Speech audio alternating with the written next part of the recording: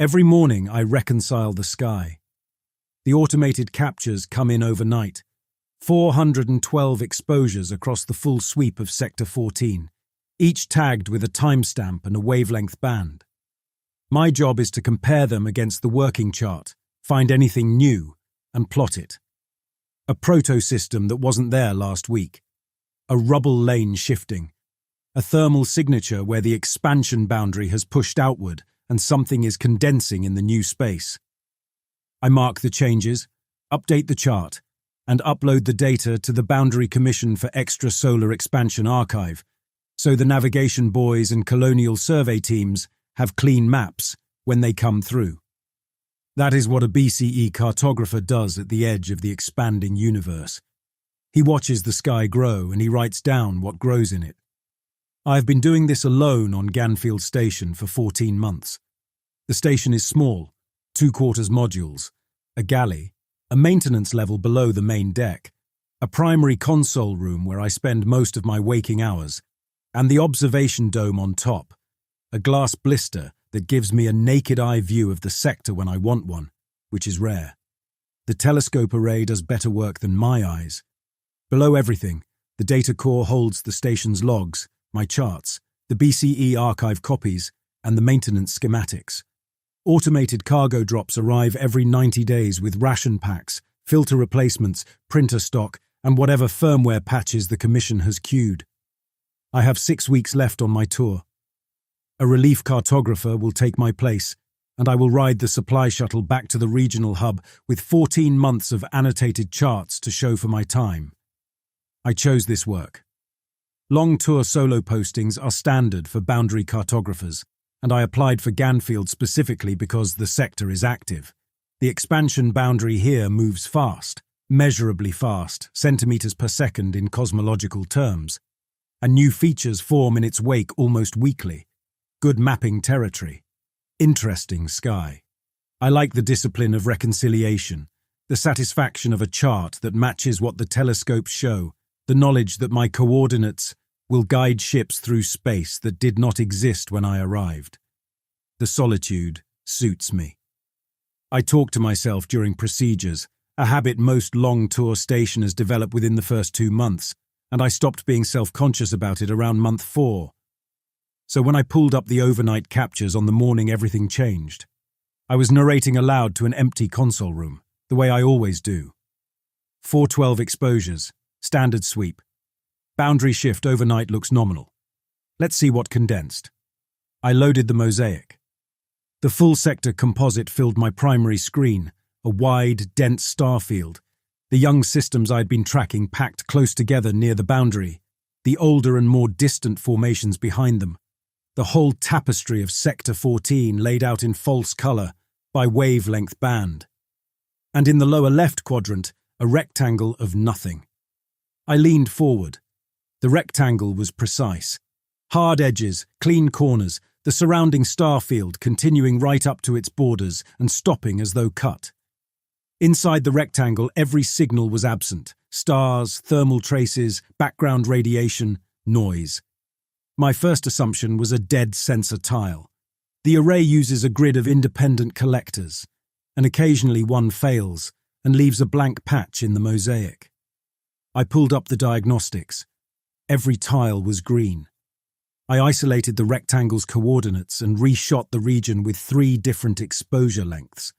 The rectangle was present in every capture, every wavelength, every filter, same clean edges, same absolute absence inside. "All right," I said to the room, "that's in the sky." I spent the next hour trying to get dimensional data. Distance, angular size, depth, the 3 measurements that turn a shape on a screen into a position on a chart. I aimed the rangefinder. The query ran, the progress bar completed, and the output fields came back empty. The word on the screen was null. The coordinate fields were blank, as though the query had never been asked. I ran it again. Same result. I switched to parallax measurement, using the station's orbital drift as a baseline. The computation returned a value of 0 for every axis, which was physically impossible. Zero parallax would mean the rectangle was at infinite distance, but the stars immediately adjacent to its edges had normal finite readings. I logged the anomaly, tagged it Priority 1, composed a report for the Boundary Commission describing the rectangle, the failed measurements, the null coordinate returns. The report ran 6 paragraphs. I saved it and moved on to the rest of the day's reconciliation, planning to attach the report to the next scheduled upload. 2 hours later, I opened the report to add a postscript about the parallax anomaly. The first 4 paragraphs were intact. My description of the visual appearance, the sensor diagnostics, the exposure tests. The 5th paragraph, where I had recorded the rangefinder's null returns and the zero parallax readings, was gone. The text jumped from my description of the rectangle's visual edges to my closing request for guidance. The formatting was seamless. The corruption markers never appeared. The paragraph had been present when I saved the file. I had proofread it. Now the document read as though the paragraph had never been written. I checked the autosave. Same gap. I checked the nightly backup. Same gap. I checked the keystroke log, which the station keeps for all console input as a redundancy measure. The keystrokes that produced the missing paragraph were gone too. According to every record the station maintained, I had never typed those words.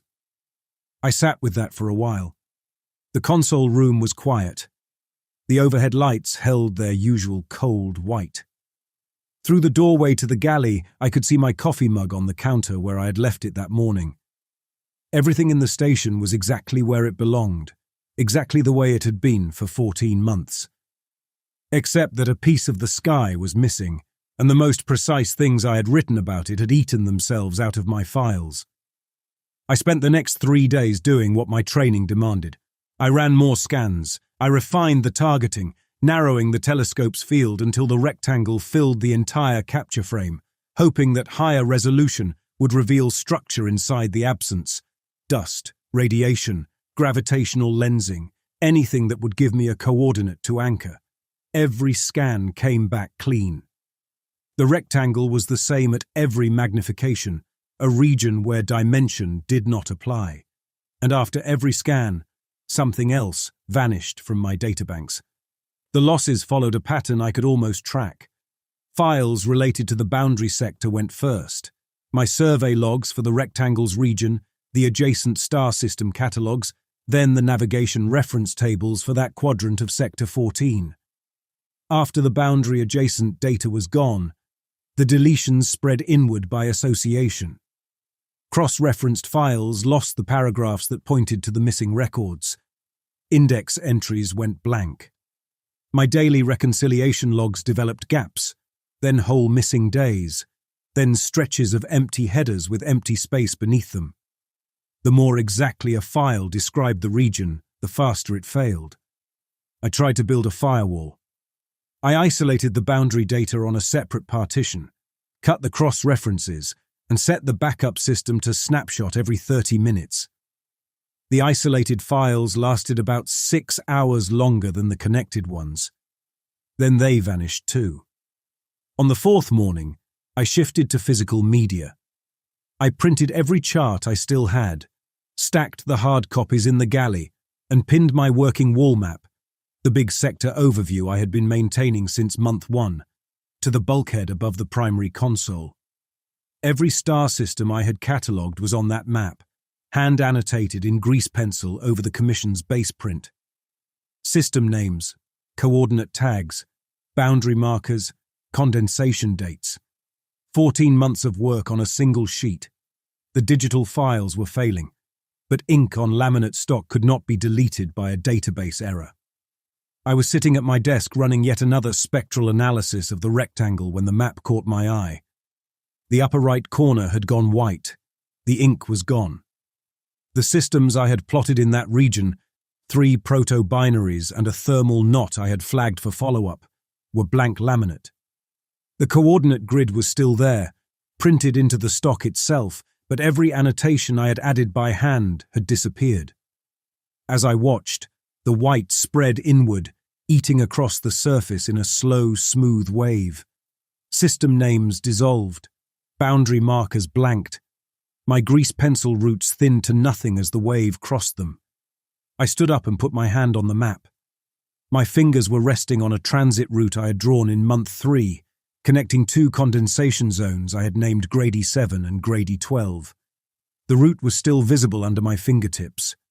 I could feel the slight wax residue of the pencil. I traced the route westward across the map, and the ink vanished under my hand as I followed it, disappearing right at the edge of my moving finger, so that I was always touching a line that no longer existed by the time my finger had passed.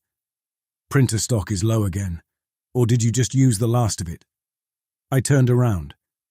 A man was sitting at the secondary console. BCE uniform wrinkled at the elbows, the survey division patch on his shoulder faded from washing. He had dark hair cut close, the kind of shadowed jawline that comes from 3 days without shaving, and the bruised, puffy look around the eyes that long tour stationers get when stimulants have been doing the work sleep should. He was leaning back in the chair with the ease of someone who had sat in it 1,000 times, one hand resting on the console's input surface, his fingers positioned over the keys as though he had been mid-task when he looked up. He was looking at me as though I had said something strange. "Who are you?" I said. "Jonah." He said it the way you say your own name to someone who should already know it. Flat, mildly confused, a little irritated. "Are you all right?" "There is no one else on this station." "Neil." He said my name with the same flat familiarity. "Did you sleep last night? I heard you moving around in the console room past 0200. "I have been alone on Ganfield Station for 14 months. This is a Class C post. Single occupancy." He stared at me. The irritation settled into concern, the kind of look a colleague gives you when he thinks you might be having a medical event. He pushed back from the console and stood up. He was average height, lean in the way all long tour stationers get. "The bunk," he said. "Look at the bunk." I walked to the quarters module. My bunk was on the left, the way it had always been. The bunk on the right, the one I had been using to store equipment cases and spare filter housings, had bedding on it. Sheets, a thermal blanket, a pillow with a visible impression. The equipment cases were gone. A personal tablet sat on the shelf above the pillow, its screen dark. "My coffee mug is on the counter," Jonah said from behind me. He had followed me to the doorway. "The blue one. Check the console log. My user session is active right now. Has been since 0630. I checked. The blue mug was on the counter beside my own. The console log showed 2 active user sessions. Mine, and one belonging to a user ID I had never seen before. Hadley, J, survey cartographer 3rd class, assigned to Ganfield Station 14 months ago. The same date as my own assignment. "The personnel manifest only lists my name," I said. "The personnel manifest has been corrupted for the last week, Neil, along with everything else. You showed me the data losses yourself 2 days ago. You were worried enough to start printing hard copies." He gestured at the stack of charts on the galley table. "We printed those together." I had no memory of printing them with anyone. I had a clear, complete memory of printing them alone, standing at the output tray and collating the pages by sector, talking to myself the way I always do. But the stack was there, and the second bunk was made, and the console log showed a second user. Every record that might have settled the question, the personnel manifest, the assignment logs, the intake documentation, was already damaged beyond trust. "The rectangle," I said. "In the telescope feed, the absence." "What about it?" "You can see it." "Of course I can see it. I have been helping you analyze it for 3 days. We ran the spectral suite together yesterday afternoon." His concern sharpened. "You don't remember that." I did not remember that. But I also could not prove it hadn't happened, because yesterday afternoon's console logs were among the files that had vanished overnight. The station's maintenance schematics lived in a dedicated archive, a protected partition the Commission kept separate from the operational data, because corrupted charts were a professional loss, but corrupted maintenance blueprints could kill the station. Hardened storage, triple redundant, with physical right locks that required a manual key to disengage. I had never touched the key. The archive was supposed to be incorruptible. On the 6th morning after the rectangle first appeared, I opened the schematics to plan a physical inspection of the data core. I wanted to pull the storage drives and check for hardware damage, carbon scoring, microfractures, anything that would explain the deletions through a cause I could understand and repair. The schematic for maintenance corridor B4 was a blank page. The file was there. The header was there. The page was white. I paged through the rest of the archive. The telescope housing wiring diagram showed walls that terminated into empty white space, as if the diagram's author had simply stopped drawing. The ventilation routing for the lower deck was missing its entire eastern branch. The power distribution layout for Quarters Module 2 showed a single room where I knew there were 3. Something got into the protected archive, I said. Jonah was at his console, running boundary plots, or pretending to. The right lock, he asked. Still engaged. I checked the physical key. It hasn't been turned. Then the corruption is bypassing the hardware protections. Same way it bypassed the snapshot backups and the air-gapped partition. Whatever is deleting the data doesn't care about our security architecture. I'm going down to inspect B4. I'll come with you. We walked to the maintenance level access, descended the ladder, and turned left toward the B corridor junction. The junction was there. The overhead signage read B1 through B6, with directional arrows. I turned down the corridor toward B4. The corridor ended in a wall. It was not a sealed hatch. It was a bulkhead, structural, load-bearing, painted the same grey as every other wall on the station, with the same wear patterns and micro-scratches from 14 months of incidental contact. The surface was seamless, permanent, continuous. The corridor simply reached this point and stopped, as though the station had always been this short. I put my hand on the wall. Solid, cold, real. B4 is on the other side of this wall, I said. I walked it last week. I replaced a filter housing in the air processing unit. Jonah looked at the wall, then at me. Neil, B4 is storage. We haven't been in there in months. I replaced a filter housing. When was this? What day? I tried to find the memory. Last week. I could picture the corridor, the overhead conduit routing, the access panels, the filter unit mounted on the portside wall. But the details softened when I pressed them. Had the corridor been wide or narrow? What colour were the access panels? I could not recall, and the inability had a specific quality. The sensation of reaching for something that had been removed from a shelf, my hand closing on empty space where an object belonged. I checked 3 more corridors. B1 and B2 were intact. B3 ended in the same kind of wall, structural, seamless, permanent. B5 was reduced to a short stub with a dead end after about 4 meters. The sign still said B5, but the corridor it described had disappeared. The station was shrinking. Rooms and passages were vanishing from the schematics and then from the physical structure itself, leaving walls that looked as though they had always been there. The station I had memorized over 14 months of daily habitation was becoming a smaller station, and the smaller station showed no evidence that it had ever been larger. Jonah walked the inspection route with me, pointing out which corridors were intact and which were gone.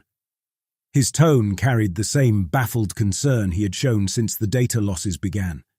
But no surprise.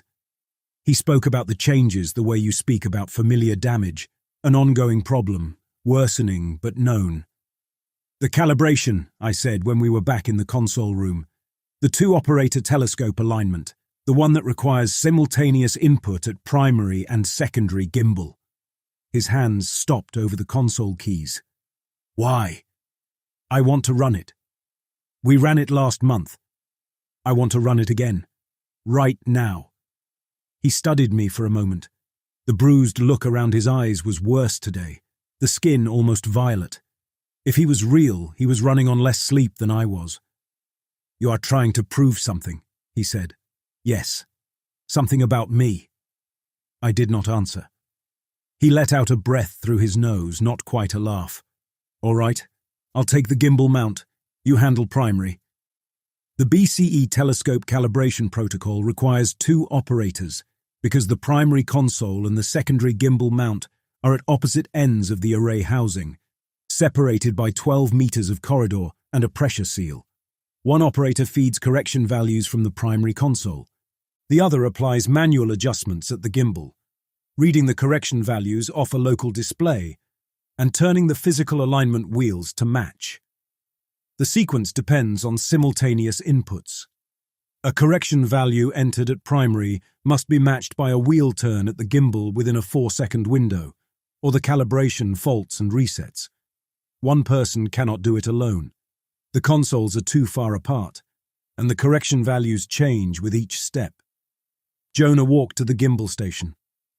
I watched him go through the pressure seal and take his position at the mount. I could see him through the glass panel in the seal door, hands on the alignment wheels, eyes on the local display, waiting for my first correction value. I began the sequence. I entered a correction. Through the glass, I saw Jonah read his display and turn the primary wheel. The calibration advanced. I entered the next value. Jonah adjusted. The sequence continued through all 26 steps without a fault or reset. His adjustments were precise and correctly timed. His hands moved on the wheels exactly when the protocol required them to move. 4 seconds, then 4 seconds, then 4 seconds again, each interval closing before the system could reject it. The calibration completed. The telescope alignment indicators turned green across the board. I opened the console log immediately. Every keystroke, every input, every adjustment recorded with timestamps and user attribution. 26 correction values entered at the primary console.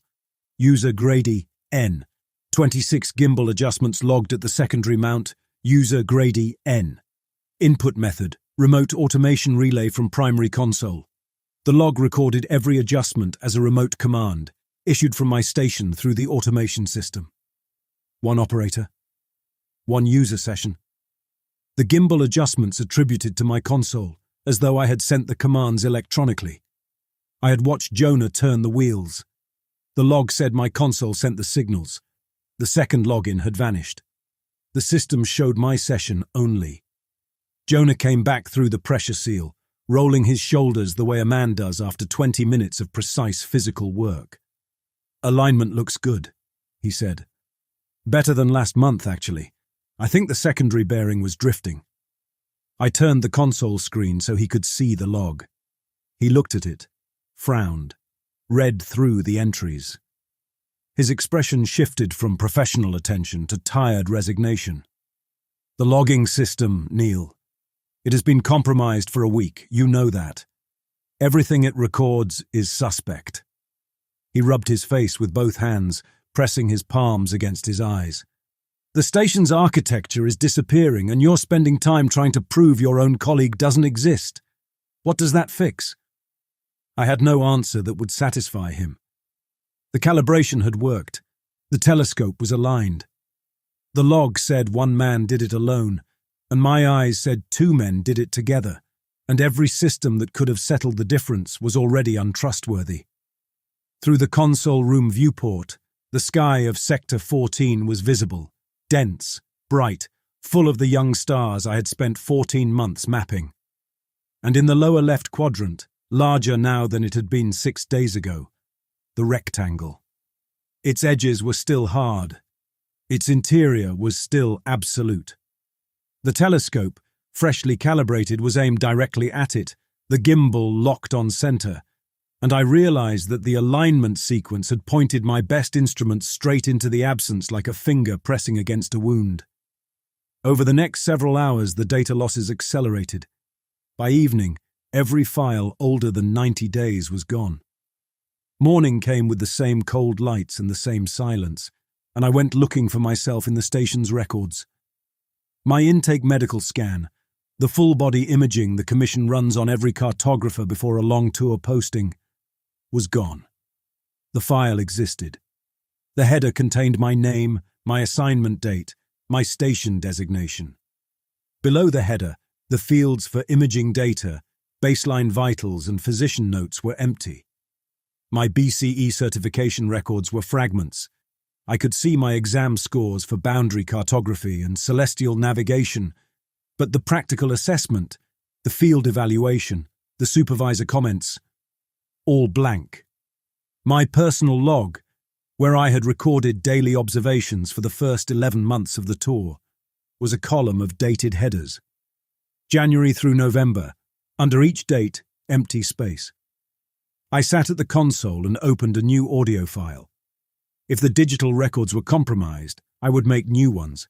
I would speak my own history into the system, build a verbal archive that captured everything I knew about myself, and save it across every remaining partition.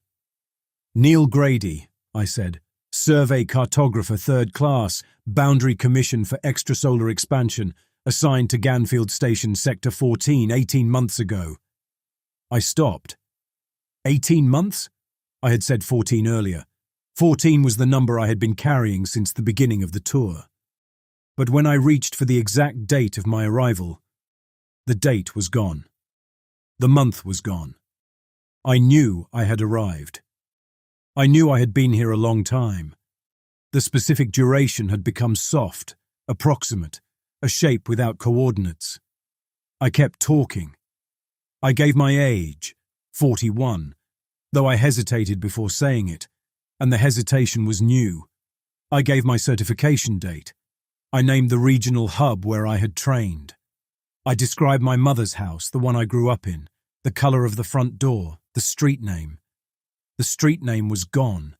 I could picture the house. I could see the door, and I knew the door was green, and I knew the street was in a town I had lived in as a child. The name of the town was present.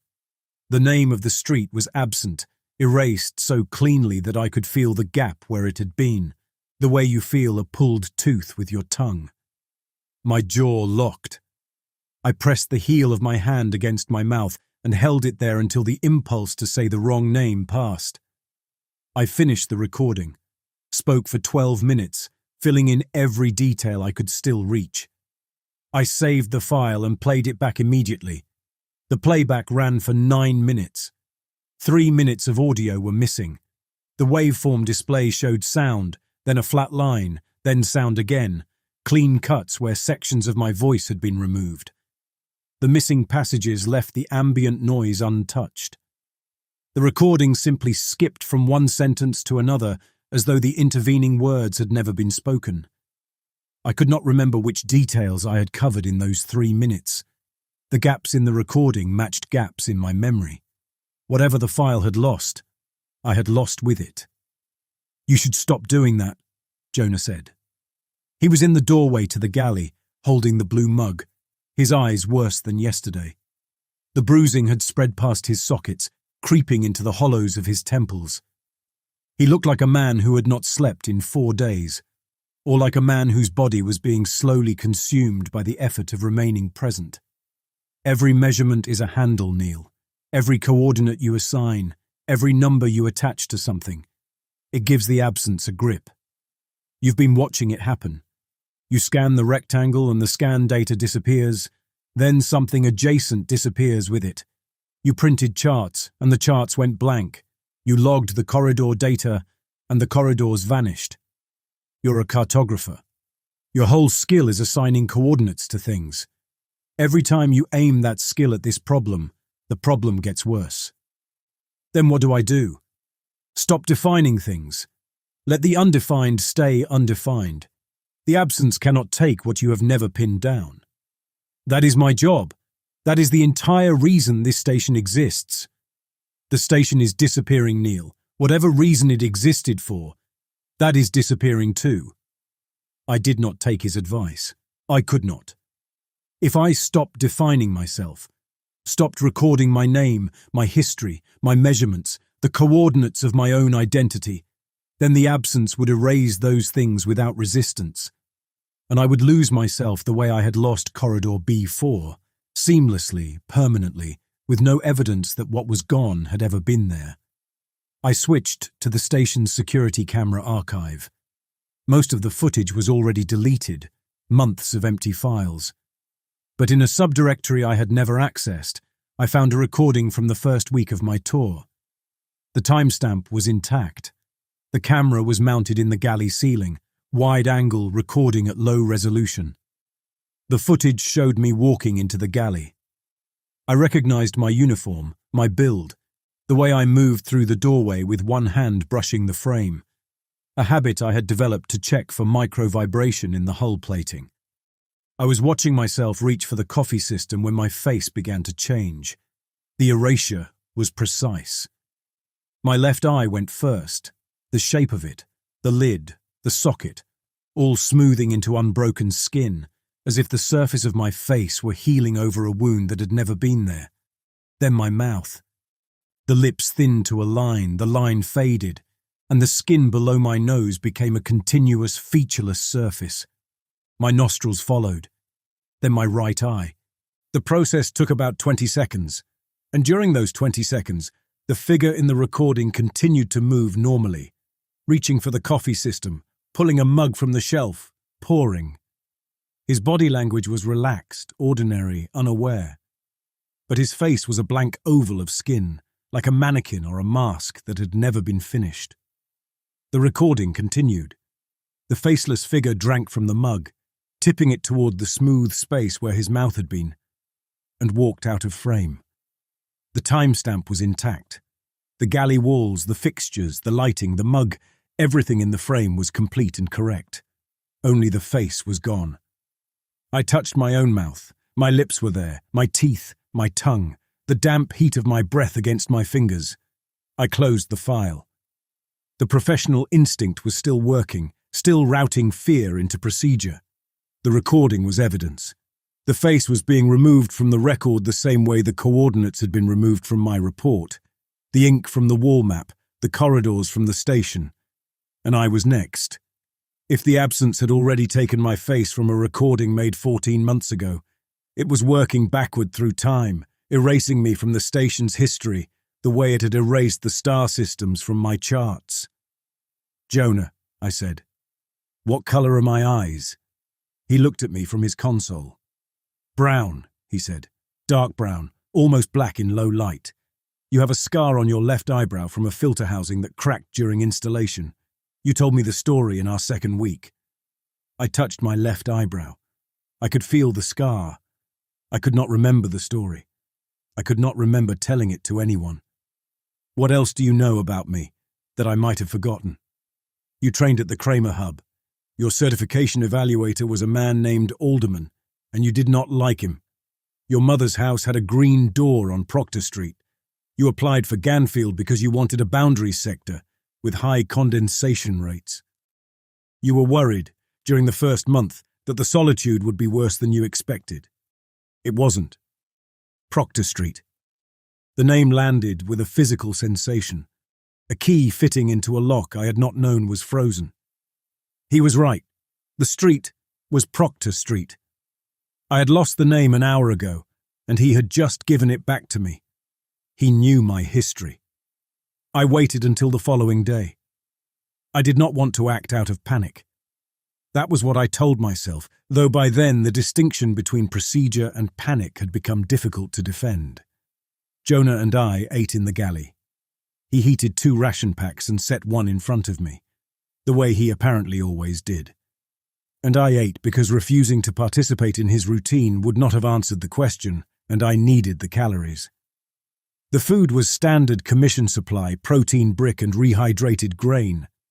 I chewed it without comment because commenting on the food would have meant engaging with the normalcy he projected, and I was not ready to grant that. After the meal, I told him I wanted to check the backup power unit in secondary storage. The room was one of the few spaces still physically present on the station. A small compartment off the main corridor, 6 paces deep, with a manual door and a spring-loaded latch. It had a mechanical lock, independent of the station's systems. A room that either existed or did not, with a man either inside it or not. Jonah walked in ahead of me. He went to the power unit, a floor-mounted box near the far wall, and crouched to check the indicator panel. I stepped backward through the door and pulled it shut. The latch engaged with a hard click, metal against metal. "Neil?" His voice came through the door, muffled but clear. "The latch sticks from the inside sometimes. Give it a second." I took 3 steps back from the door and waited. "Neil, the indicator is showing normal output. Are you going to come look, or are you testing something again?" The corridor shifted. I cannot describe it better than that. The walls stayed where they were, the floor held, and yet something in the spatial logic of the station adjusted, as if a room had been subtracted from a blueprint while the building remained standing. I looked down at my hand terminal, where the remnants of the station schematic were still displayed. The secondary storage bay was gone from the layout. The corridor I was standing in now showed a dead end where the door had been. I looked up from the screen. The door was gone. The wall in front of me was flat, grey, seamless, with the same paint and wear as every other wall I had touched in the inspection 2 days earlier. A load-bearing surface that had always been here. "So the indicator is clean," Jonah's voice said from inside the wall. The muffling was unchanged. His tone was easy, professional, unhurried. "Backup power is nominal. We can cross that off." "Jonah." I put my hand on the wall, solid, cold. "The door is gone." "What do you mean, gone?" "The room is gone. From the schematics, from the station. There is a wall where I sealed you in." A pause. When his voice came back, it carried the same tired concern he had given every strange thing I had reported since he appeared. "Neil, I am standing in the storage bay. The door is right here. I can see the latch from this side." "Describe the room." He described it. The power unit, the supply shelves on the port side, the conduit routing overhead, the scuff marks on the floor from heavy equipment that had been stored here during the station's commissioning. Every detail matched what I remembered of the room. None of it existed on my schematic anymore. "Try the latch," I said. "It's sticking. Give it a moment." I waited. 30 seconds. A minute. The latch never rattled. The door was never tested. Jonah's breathing stayed calm and even through the wall, and then his voice came again. "Are you still there? I think the power unit might cycle in about an hour. We should check the output then." His voice carried no panic, no confusion about being sealed inside a room that had been removed from physical existence. He spoke as though the door would open when it was ready, as though walls were minor inconveniences, as though the world he occupied and the world I occupied were the same one, and the discrepancy was too small to warrant alarm. I walked away. I went to the galley and sat down. Through the viewport, the rectangle had grown again. It filled most of the lower left quadrant now, its edges cutting through star systems I could see but could no longer name. When I returned to the corridor an hour later, the wall was still there. The surface was silent. I knocked and heard the dense, solid thud of structural material with nothing behind it. Jonah was sitting at the primary console when I walked into the console room. His coffee was fresh. He was reviewing telescope captures, or pretending to, and he looked up when I entered. "Backup power looked fine," he said. "Did you eat? I left a ration pack on the counter." I did not answer him. I walked through the station room by room and counted what was left.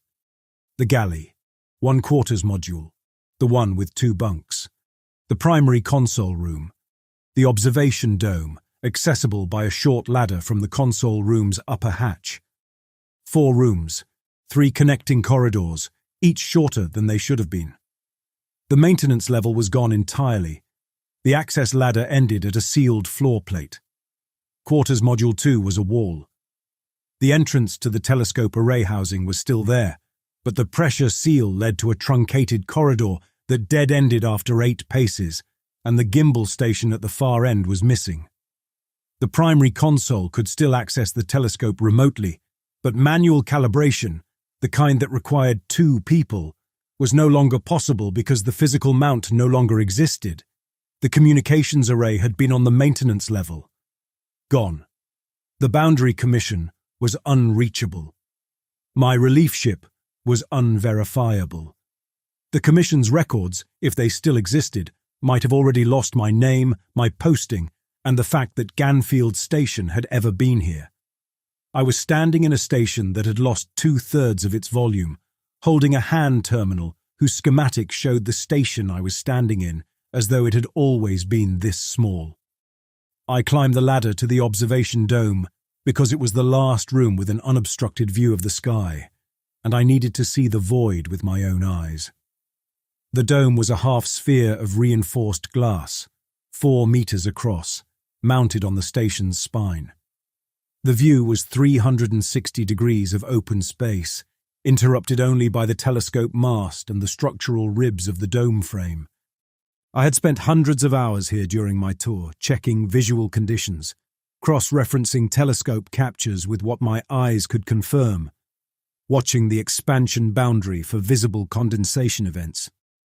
The dome had always been my favorite room, the place where the work felt real, where the sky I was mapping filled every direction, and I could see the new systems forming at the edge of everything. Here, in a way the console could never provide, I could feel that I was the person who would give those systems their first names. The rectangle filled half the sky.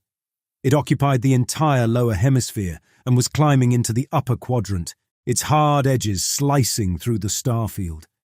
It was enormous. Whole constellations of young stars, systems I had named, charted and submitted to the commission, were gone, swallowed into the absence. The remaining sky was a bright, dense band that circled the upper half of the dome like a crown, beautiful and diminishing. My reflection was in the glass. At this distance, with the stars behind it, the dome surface acted as a partial mirror, and I could see my own shape superimposed on the sky. My body was clear, my uniform, my hands, the outline of my shoulders and my head, all present, all solid. My face was dim. The features were there, but they were losing resolution, the way an image loses clarity when the light source fades. My eyes were dark smudges. My mouth was a suggestion. The shape of my nose was soft, approximate, as though the glass were rendering me from a description that was slowly losing detail. I touched my face. My fingers found the ridge of my brow, the socket of my eye, the scar on my left eyebrow. The face I could feel was complete. The face in the glass was dissolving. My hand stayed there longer than I meant it to, thumb against cheekbone, fingers at the scar, taking inventory by touch because sight had become unreliable.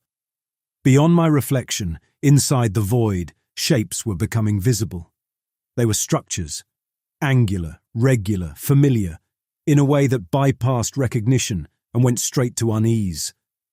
I could see a corridor layout, a room, the outline of a console, a bunk frame, a door, a map with markings on it pinned to a surface I recognized as a bulkhead.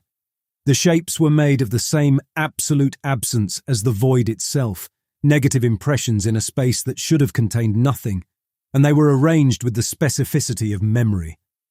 I was looking at the station. The parts of the station that had vanished, Corridor B4, the maintenance level, Quarters Module 2, the storage bay, were out there, or the shapes of them were, suspended in the absence like fossils in stone. The void had taken them, and they had become part of its structure, filling the nothing with the architecture of everything it had consumed. Among the structures, smaller shapes. Handwriting. My handwriting. The grease pencil annotations from the wall map. The system names I had given to proto-binaries and condensation zones. The transit routes I had drawn in month 3. Grady 7. Grady 12. The names were there. Inverted. Readable in the way a word is readable when written on the inside of a window. My charts. My names. My coordinates. Everything I had defined, everything I had given a measurement and a label, was out there in the void, arranged in the shape of what I had lost. "Stars look normal to me," Jonah said. He was standing beside me, arms crossed, studying the sky with professional attention. "The boundary shift is accelerating, though. We should log that." "You can't see it." "See what?" "The void, the absence, the rectangle. It's half the sky, Jonah." He turned to me. I see the boundary.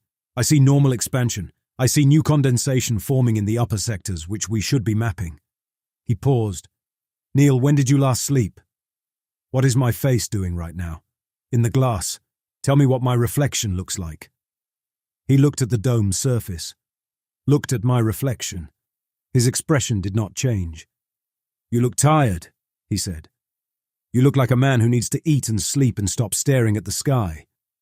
My face is disappearing from the glass. I can feel it with my hands. But the reflection is going. My eyes, my mouth, it's happening right now. I see your face, Neil. It's your face. You look like yourself. I turned to look at him. Jonah's reflection was in the glass beside mine. His features were complete. Every line, every crease, the dark circles under his eyes, the stubble, the expression of guarded concern. His face was fully rendered, every detail sharp. The only intact face in the dome belonged to a man who existed in no log, no manifest, no recording, no personnel file. I asked him when he arrived at the station. He said 14 months ago, the same date I did. The two of us on the same transport. I asked him for his commission number. He recited it. 8 digits. I had no way to check. I asked him to describe my face. He described it. The brown eyes, the scar, the way my hairline was receding at the temples. A detail I had not thought about in months and could not independently verify. He knew me better than I knew myself, and the gap between his knowledge and mine was widening every hour. What do you want me to say? Jonah asked. That I'm not real.